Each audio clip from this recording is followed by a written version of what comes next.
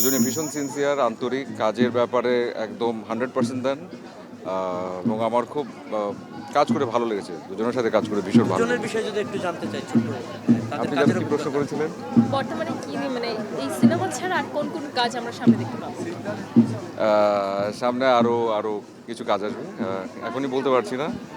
Sign করা আছে আরও 2-3টা ছবি, সময় হলে সব কিছু জানাবো। আমার কাছে মনে হচ্ছে যে আলহামদুলিল্লাহ, হয় না যে সামনের এই বছরটা একরকম গেল বিভিন্নভাবে।